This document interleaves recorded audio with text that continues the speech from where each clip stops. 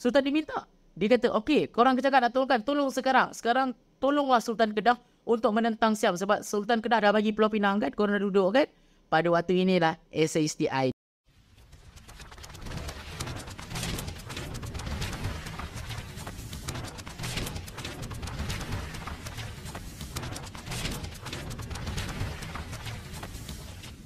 Hai, Assalamualaikum. Anda bersama dengan saya lagi, Sir Histrozi, Let Histrozi Tissue History. Jadi untuk video kali ini, kita berada pada sejarah tingkatan 3, bab yang kedua, negeri-negeri Selat. Okey?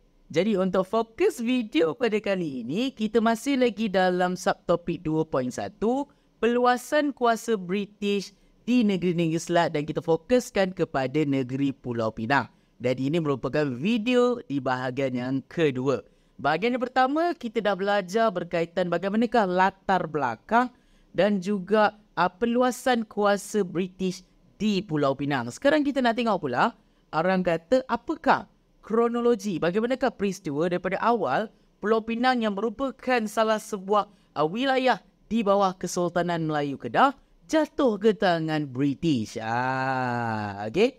Jadi kalau kamu tengok dekat sini, alright, ini adalah kronologi pendudukan British, okay, ke atas Pulau Pinang, alright. Jadi macam mana? Orang kata British mendapatkan Pulau Pinang daripada Kedah, alright. First kali, British ataupun SHTI kita panggil, telah melakukan orang kata research. Kalau dia nak mendapatkan Pulau Pinang, dia kena buat dia punya kajian dahulu. Apa masalah-masalah yang berlaku di Kesultanan Kedah ini untuk dijadikan sebagai kepentingan kepada mereka untuk memudahkan mereka mendapatkan Pulau Pinang.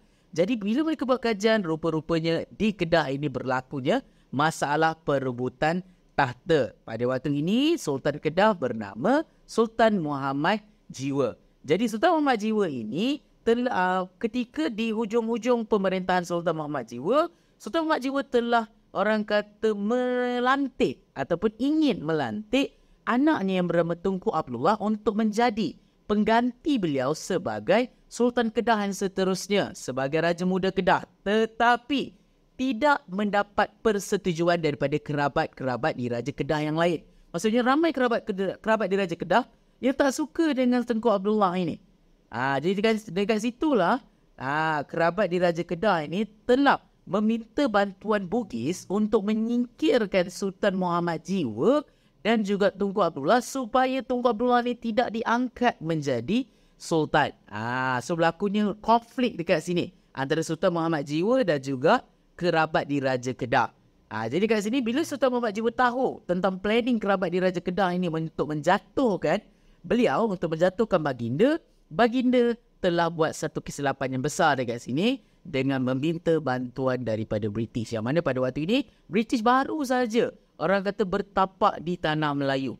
Jadi Sultan Muhammad Jiwa ni telah meminta bantuan British yang diwakili oleh sebuah syarikat yang dinamakan sebagai SHTI ataupun Syarikat Hindia Timur Inggeris. Jadi bila dia berunding dengan orang kata pemimpin SHTI ini, pemimpin SHTI yang diwakili oleh Edward Monckton, dia nak membantu tetapi dia tidak memberi jaminan. Maksudnya dia boleh bantu tapi dia tak nak berjanji. Maksudnya dia mungkin boleh bantu, mungkin tidak boleh bantu. Jadi Edward Monckton tidak memberi jaminan dapat membantu Sultan Kedah daripada ancaman musuh atau ancaman Bugis lah. Jadi itu adalah cerita yang pertama, pertolongan ataupun bantuan pertama yang Sultan Kedah minta daripada British.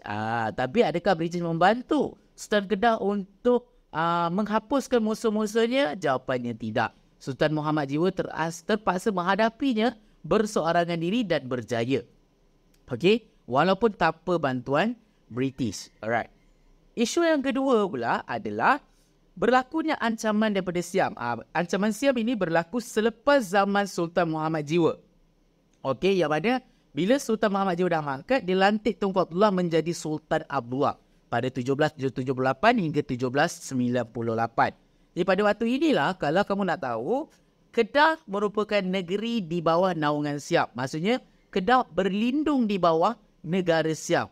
Jadi, mana-mana negara yang berada di bawah naungan negara Siam, negara-negara yang dilindungi ini perlu memberikan hadiah kepada Maharaja Siam. berbentuk bunga emas yang dihantar selama 3 tahun sekali.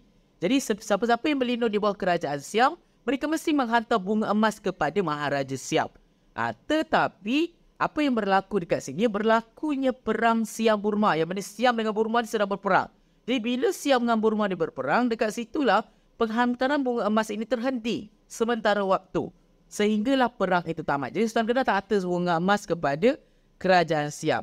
Tapi bila perang ini dah tamat, Siam menuntut kembali penghantaran bunga emas ini. Maksudnya dia minta, okey Sultan Kedah hantar balik bunga emas kepada kerajaan Siam atau Maharaja Siam.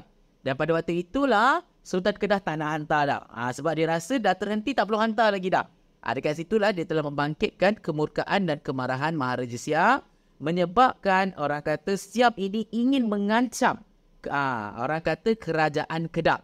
Dan bila Siam memberikan amaran untuk mengancam kerajaan Kedah, dekat situlah Sultan Abdullah telah minta bantuan British atau SACI untuk kali yang kedua. Jadi Sultan Abdullah telah minta bantuan tentera SACI sekali lagi. Dan pada waktu ini, Sultan Abdullah cakap sebab dia inginkan sangat orang kata bantuan daripada SACI ini sebab takut diserang oleh kerajaan Siam. Dekat situlah Sultan Kedah atau Sultan Abdullah telah menawarkan Pulau Pinang sebagai hadiah, alright, ataupun tapak pengkalan kepada SACI kalau SACI nak membantu Kedah dalam menentang Siam. Tapi pada waktu ini SACI tak boleh nak terus bantu Sultan Kedah. SACI kena tanya bos besar dahulu, kena tanya kepada ketua penjajah di London dahulu, di negara dia. Jadi pada waktu rundingan tersebut, Sultan Kedah cakap, okey tak apa, pergi tanya nanti apa-apa update better contohnya. Alright, jadi SACI telah memberikan pesan. Tapi sementara menunggu pesan daripada ketua penjajah ini, dekat situlah baginda telah membenarkan Francis Light untuk duduk di Pulau Pinang. Jadi baginda telah meminta Francis Light yang merupakan ketua kepada SACI pada waktu ini untuk menyampaikan pesan bantuan tersebut kepada ketua penjajah atau Governor General British di India. Maksudnya tolong sampaikan pesan lah yang mana yang Sultan Kedah minta tolong. Jadi pada waktu inilah orang kata Francis Light dan SACI dibenarkan untuk tinggal sementara menunggu pesan bantuan itu tiba ke orang kata ke Governor General British di India. Dapat dekat situ. Jadi pada waktu inilah Sultan Kedah rasa okey tak apa, SACI nak bantu. Tetapi ia membawa kepada masalah seterusnya, berlakunya tipu helah daripada Francis Light. Rupa-rupanya Francis Light yang sedar bahawa tawaran untuk Pulau Pinang ni sangat-sangat penting. Sebab kita dah belajar dalam video sebelum ini bahawa Pulau Pinang ini sangat penting kepada SACI dan juga British. Mesti check out video saya yang sebelum ini, saya dah terangkan apakah faktor peluasan kuasa British di Pulau Pinang. Jadi Francis Light sedar dengan tawaran Sultan Kedah ini dan kedudukan strategik Pulau Pinang. Pada waktu itulah dia bersetuju untuk menerima pesan bantuan dan dihantar ke Governor General di India. Tetapi dalam pada menunggu orang kata jawapan daripada Governor General di India ini, dekat situlah Sultan Kedah telah membenarkan Pulau Pinang ini dijadikan sebagai pertempatan sementara kepada SACI. Sebab Francis Light dah janji, dia akan tolong. Oh don't worry, kita orang akan tolong. Tapi kita orang kena tanya bos besar dulu. Kena tanya bos besar dahulu. Jadi dia berjanji untuk penuhi syarat Sultan Abdullah. Sultan Abdullah kata, okey tak apa. Bolehlah duduk kat Pulau Pinang dahulu. Sementara menunggu jawapan daripada Governor General British di India untuk sama ada nak membantu ataupun tidak. Dan pada waktu itulah secara rasminya bila Francis Light dah meletakkan tenteranya di Pulau Pinang pada 1786, secara rasminya Pulau Pinang menjadi tempatan British dengan dinamakan sebagai Prince of Wales dan bandar utamanya dinamakan sebagai Georgetown. Alright, dinamakan seperti nama Raja England pada waktu itu. Dan pada hari ini, sampai hari ini lah bandar Georgetown tu masih wujud di Pulau Pinang. Tapi kat sinilah Sultan Kedah tak tahu bahawa ini cuma tipu helah Francis Light.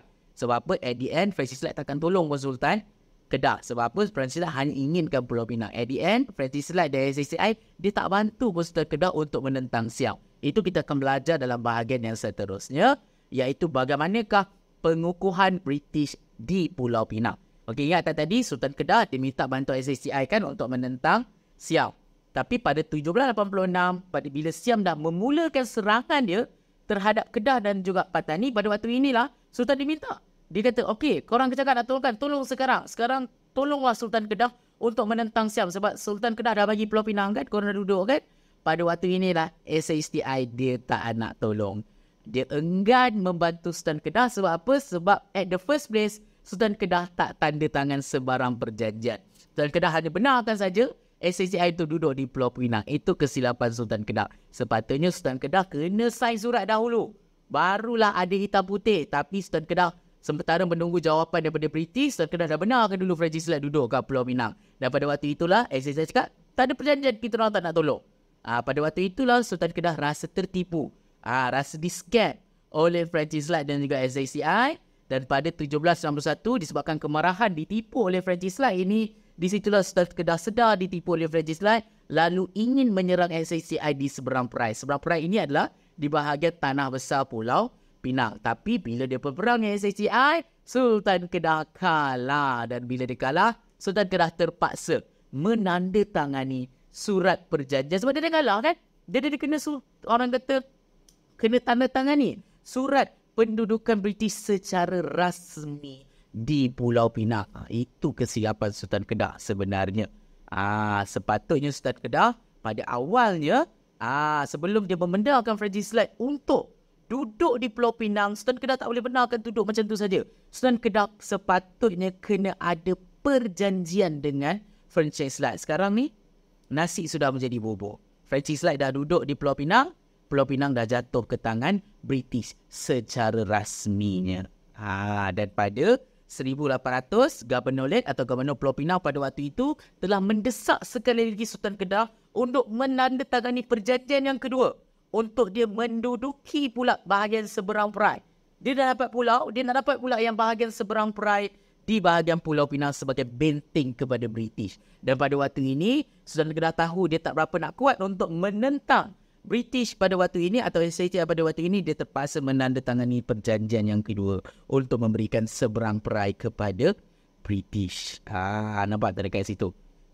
Jadi dekat sinilah, itulah bagaimanalah orang kata bagaimana peristiwa perluasan kuasa British di Pulau Pinang. Banyak benda yang kita boleh belajar dekat sini. Pengajaran yang kita boleh belajar adalah apa pun yang kamu buat, sebarang tindakan yang kamu buat, pastikan tindakan kamu itu ada hitam putih. Ada orang kata surat. Alright, supaya apa? Supaya at the end, di kemudian hari, dia tidak menjadi masalah kepada kamu. Itu yang terjadi kepada Sultan Kedah. Sebab kesilapan Sultan Kedah membenarkan SHTI dan Francis Slide untuk duduk dahulu tanpa menandatangani sebarang perjanjian dengan Francis Slide. At the end, Francis Slide tak nak tolong pun Sultan Kedah. Nampak tak? Jadi itulah bagaimana negeri pertama yang berjaya dikuasai oleh British, oleh SHTI. Dan dalam video yang akan datang kita akan tengok pula bagaimana pula orang kata perluasan kuasa British di Melaka dan juga Singapura. Okey, dan yang terakhir kita akan tengok bagaimanakah at the end orang kata ketiga-tiga negeri ini akan digabungkan menjadi pentadbiran negeri-negeri Selat. Alright? Jadi sampai itu saja video saya pada kali ini. Jangan lupa untuk follow social media saya yang lain iaitu Histrozi, TikTok dan juga Instagram. Itu saja. Kalau korang inginkan bahagian yang seterusnya, korang boleh komen di ruangan komen. Atau korang ingin topik-topik yang lain untuk saya ajar kamu, untuk korang belajar bersama saya, boleh turunkan juga di ruangan komen. Itu saja daripada saya. Like Histrozi, teach you history. Okay, bye.